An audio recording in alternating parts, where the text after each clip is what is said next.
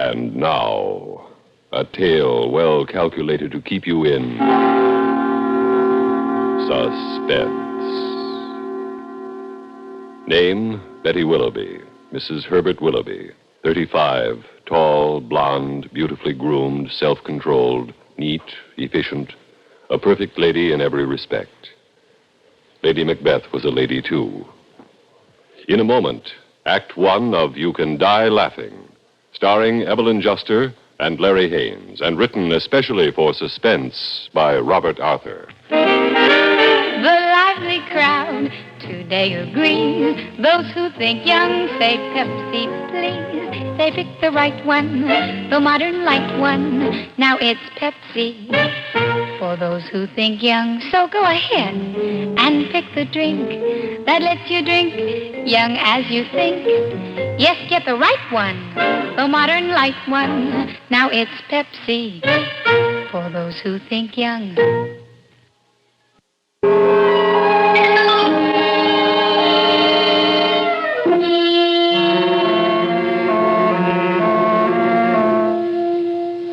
Many people have a totally wrong idea about ladies.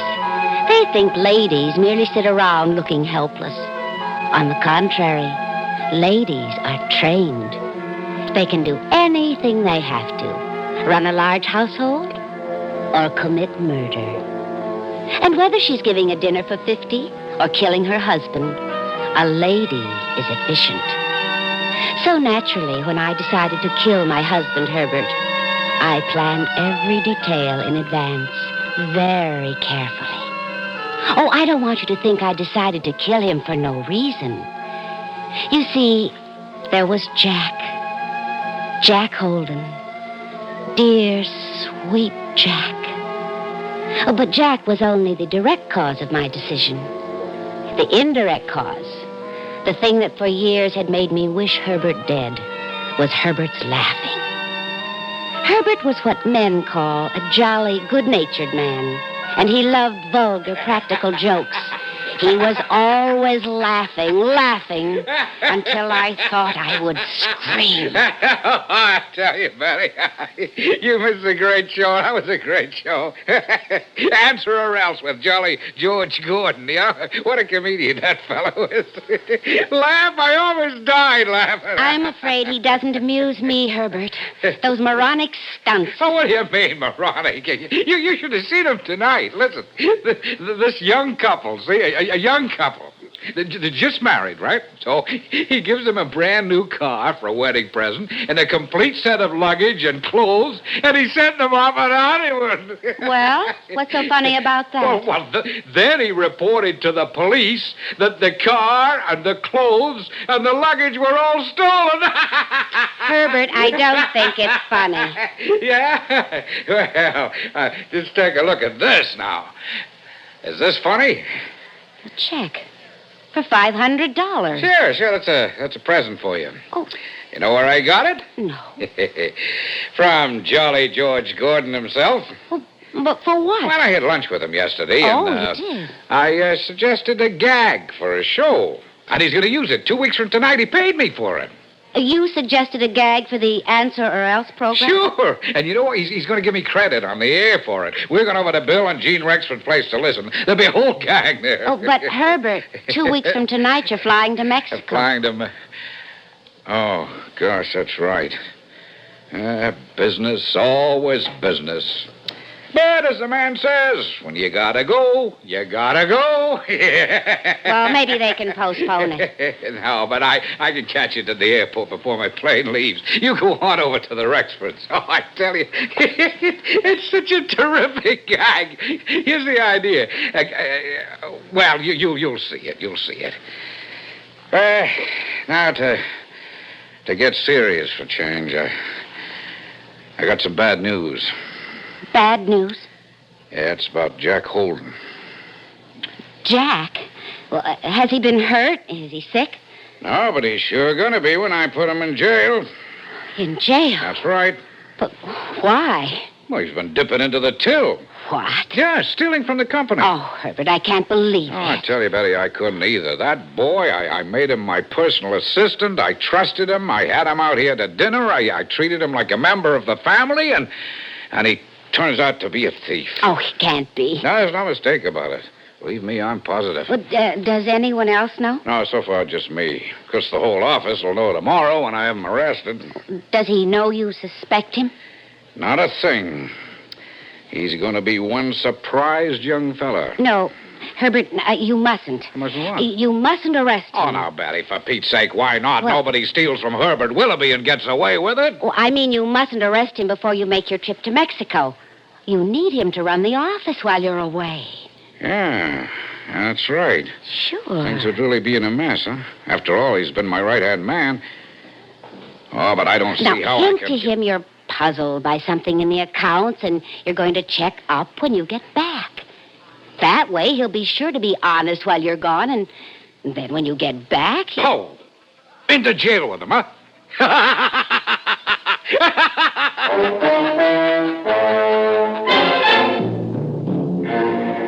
But I couldn't let Herbert put Jack in jail. Dear, handsome Jack. Oh, he'd made these last few years worth living for me. By thinking fast, I'd got Herbert to postpone accusing Jack. Now I had to think of how to prevent it entirely. And in the end, I saw that there was only one way. The next day, Jack slipped away from the office to come out to the house to talk. He said he was going to send me to jail? He said you'd be behind bars for 10 years, darling. Great. Betty, maybe if I throw myself on his mercy. Mercy? Oh, he has no mercy. Underneath that donkey laugh, he's as merciless as a shark. Oh, he'll send you to jail, and what will become of me? Well, why should anything happen to you? Well, when the detectives start investigating you, they'll find out about us. Oh, yeah. Then he'll throw me out without a penny. No, Jack, we can't let him. We've got to stop Herbert. Stop him? How? Well, there's only one way. We have to kill him.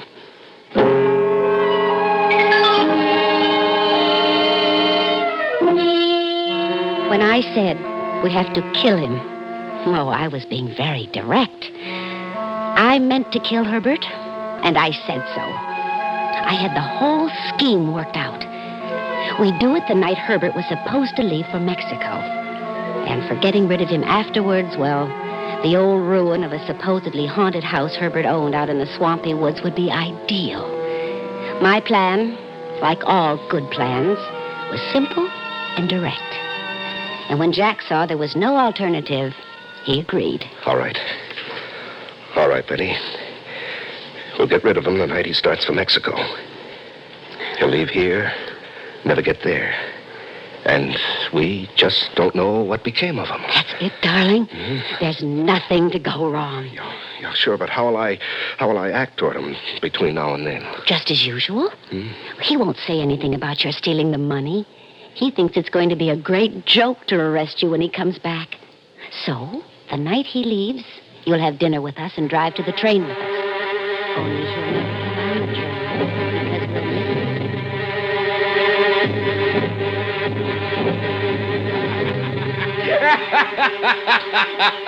Oh, that kills me, I tell you. Here's another good one. The little moron, see? He asked, what did the first wall say to the second wall? Will you give up, Betty, Jack? Huh? Yeah, sure. Yes, Herbert, we give up. What did the first wall say to the second wall? Why, it said, meet you at the corner. You get it? Meet you at the corner. Excuse me, Mr. Willoughby. Mr. Willoughby. Yeah, what is it, Jack? I'm afraid we may miss your train. My watch says 8:18. It does? Mm-hmm. Well, mine says 8, exactly. Hey, look, Betty, my watch is slow. We'll miss my train to New York. I'll never get to the airport on time. I'll tell you what. Let's drive to Ridgeville instead and take the train there. Ridgeville? Yes, there's an express that stops there at 8:45. We'll take that instead of the local. Oh, yeah, sure, that's right. You know, sweetheart, you got a good head on you. Come on, Jack, help me with my bags.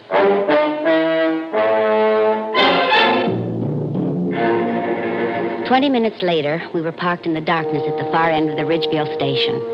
I had deliberately set Herbert's watch back while he was dressing so he'd miss his usual train. Now we watched him go in to buy his ticket. Betty, I don't think I can go through with this. Of course you can. Isn't it better than 10 years in jail? Suppose we're caught. I've planned everything and we can't be caught. Now, Herbert's in there buying his ticket. This is an express. It's crowded. Later, no one will be sure if he was on it or not. The police will simply assume he was on it. Yes, I suppose they will. I know they will. Now, later tonight, you'll take his bags to New York and check them in a pay locker at the station. Mm-hmm. When they're found, the evidence is all clear. He reached New York safely, then vanished. Hundreds of people vanish in New York every year. No one will ever connect us with it. All right, Betty, here he comes. I'd better get out and be waiting. Well, I got the ticket. You got my bags out, Jack? I'm sorry, Mr. Willoughby. I dropped the key to the luggage compartment in the back of the car, and we can't find it. Dropped it in the back of the car? How'd you do that? Well, it was my fault. Jack reached in through the window for the keys, and they slipped out of my fingers. Oh, well, here comes my train. Light a match and find the key. Well, I'm sorry, sir. I don't have a match. For Pete's sake, what kind of an idiot are you? Here, let me look. I got a lighter. You got to hurry. Now, where did you drop them? I don't see anything. I can't imagine how any guy can be stupid enough to drop them. Push him into the car. Here I am. Grab his collar. There. Now close the door. Now put this raincoat over him. There.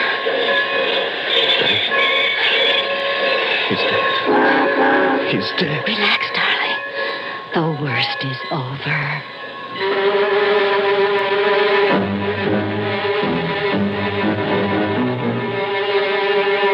It had worked perfectly. Not a soul had paid us any attention. As far as the world knew, Herbert was on that train headed for New York, where his checked bags would later be found. Actually, he was in the back of the car as I drove it deep into a swampy section of woods a few miles away. Well, shouldn't we be there by now? The house is just around the next turn. You'll see it in a minute. Oh, there. Good Lord. What a monstrosity. Why, it must be 200 years old. 260. Herbert bought it because it was supposed to be haunted.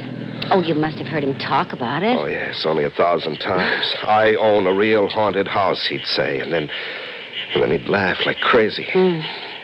He claimed it was haunted by a Revolutionary War pirate. Oh, now, that's just nonsense. But now he'll be able to haunt it himself. Come on, we have to get him out and bury him. Together, Jack and I lifted Herbert's body out of the car, laid him at the foot of a tree. We left the raincoat covering him. I confess that I felt a little squeamish about seeing his face, but I felt no remorse. All I could think of was how wonderful it would be never to hear Herbert's hideous, grating laughter again. In the trunk of the car, we had tools and electric lanterns. Leaving Herbert until we were ready, Jack and I entered the crazy, ruined old house and went down the creaking steps into the cellar. There we selected a spot underneath the cellar stairs. Jack began to dig. Isn't this deep enough? Oh, Betty? yes, of course. And anyway, we have to hurry. We still have to get to the Rexfords later. All right, give me a hand. Help me out of here. There. Thanks. What about the Rexfords? Did you forget? This is the night Herbert's silly gag's going to be used on the Answer or Else program. The Rexfords are going to be watching. We have to be there. Oh, great. Well, we better hurry. Yeah. All right, come on. Let's go get Herbert. All right. I still have to drive to New York with those bags after the Rexfords' party. We went back up the steps and out to the car to where we'd left Herbert lying beneath a tree. And we stopped. I felt as if a great fist had seized my heart and was trying to stop it. Herbert was gone.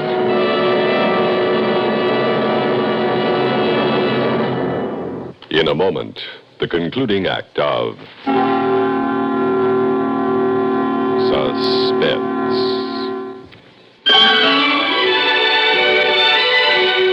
Pure coffee nectar, that's what's been missing. Missing in your instant coffee. New instant Chasen Sanborn has pure coffee nectar. Enjoy the richness of the pure coffee nectar in new instant Chasen Sanborn. The rich new instant from Chasen Sanborn. Fine coffee for nearly 100 years.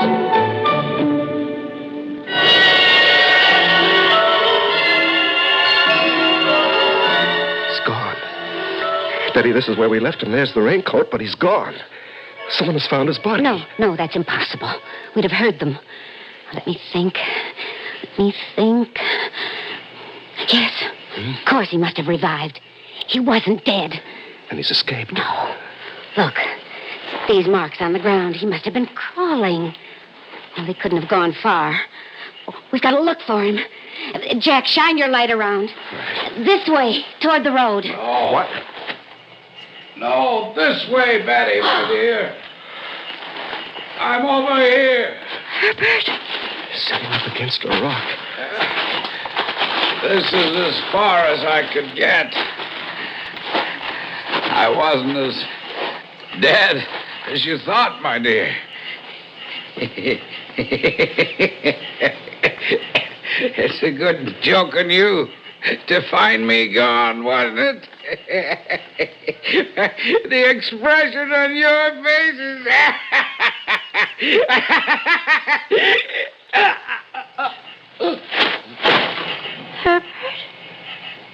Herbert? He's fainted. No. He's dead, Jack. At last. He's had his final joke. He even died laughing. But now it's our turn. Now it's our turn.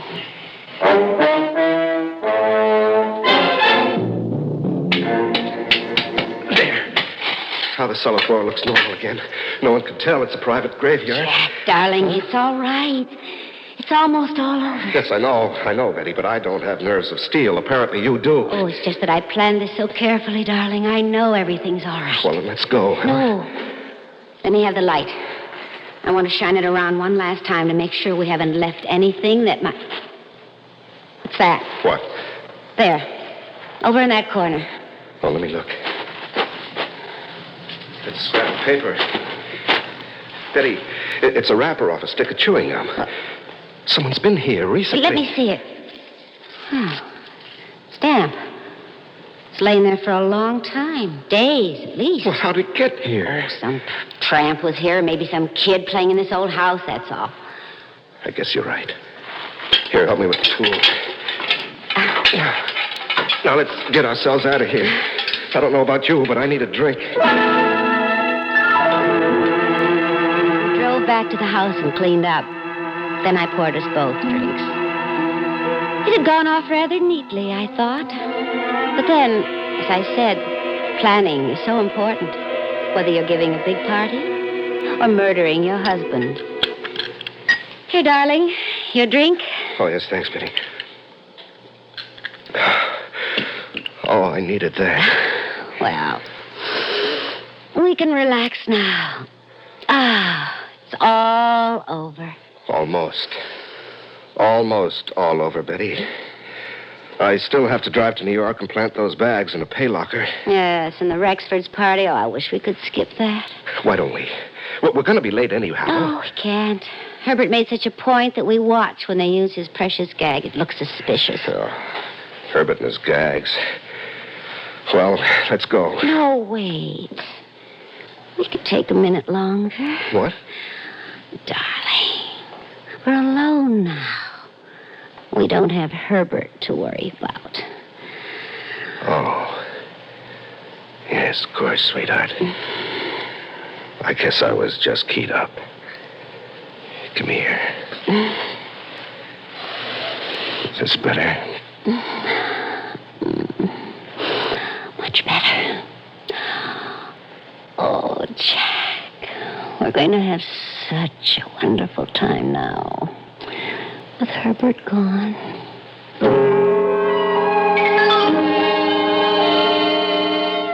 Jack's kiss made me want to skip the Rexfords and their party and the silly program and Herbert's stunt and everything else. But we couldn't. So 10 minutes later, we were ringing the bell at Rexford's place. Hope we can get away fast as soon as this thing is over. It's a party, Jack. We can't rush off too fast. Well, Shh. Here comes somebody. Eddie! Jack! Hi, Jane. Oh, we thought you weren't going to make it. Come on in, quick. We had a little trouble with the car. Oh, isn't that always the way? Well, come on into the living room. Bill, Jack and Betty are here. Oh, good. Jolly George Gordon is just explaining about good old Herb's gag. It's a Lulu, kids. Here, I'll turn the set up. Goodbye, all of you, and lots of luck. And so, folks, there go our 4 pair of contestants on tonight's special stunt. 8 happy people without an idea what they're getting into. And now, Jolly George is going to let all of you out there into the plot. Oh, I can't wait to hear it. You see, we've just sent those 4 couples out with road maps and picks and shovels to dig for buried treasure. What they don't know is they're going to wind up in the cellar of a haunted house. Yes, sir, the first ones to get to that haunted house and dig in the right part of the cellar will find a chest with $5,000 in it. Dig in the cellar. Some treasure, eh? But to test their nerves, while they're digging, we're going to broadcast into that house all the ghostly noises you can think of. Howling dogs and clanking chains and squeaking doors and everything. Hey, that's not a bad gag. Aren't we just devils? Our special thanks to Herbert Willoughby of Connecticut for thinking of the stunt and lending us his own haunted house in the woods for it. We buried the chest there a week ago and carefully removed any signs that we had been there. That money is buried in Herbert's old haunted house. Hey, we've got as much right to dig in it as anybody. Now, an hour from now, that whole cellar will be dug up, and we want to get there first. So come on, let's go. Betty will show us the way. Won't you, Betty? So you see, Doctor, my plan for getting rid of Herbert was a perfectly good one. I'm not ashamed of it a bit. And if his silly stunt for that moronic program spoiled everything, I'm prepared to take the consequences. A lady does what she has to without regrets. There's only one thing I want to ask you. Since Herbert is dead, why doesn't he stop laughing? Can't you hear him? Doctor, make him stop. Make him stop laughing like that. Day and night I hear him laughing. I can't stand it anymore. I can't stand it.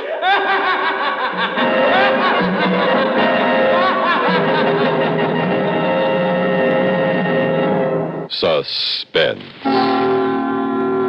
You have been listening to You Can Die Laughing, starring Evelyn Juster and Larry Haynes, and written especially for Suspense by Robert Arthur. In a moment, the names of our players and a word about next week's story of Suspense. Athlete's foot roots, like garden weed roots, grow below the surface. You've got to penetrate the surface to root it out. And that's how NP27 treatment works to root out athlete's foot. NP27 penetrates below skin surface, where other remedies can't reach, even into toenails.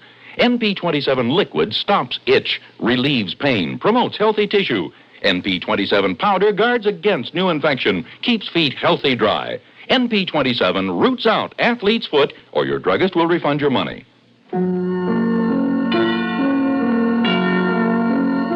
Suspense is produced and directed by Bruno Zerato Jr. Musical supervision by Ethel Huber. Featured in tonight's story were Ian Martin as Herbert Willoughby, Lee Vines as Jolly George Gordon, Gertrude Warner as Jean Rexford, and William Mason as Bill Rexford. Listen again next week when we return with Bells, written by Jack Bundy. Another tale well calculated to keep you in suspense. France in Focus. David Schoenbrun's Your Man in Paris, weekdays on the CBS Radio Network.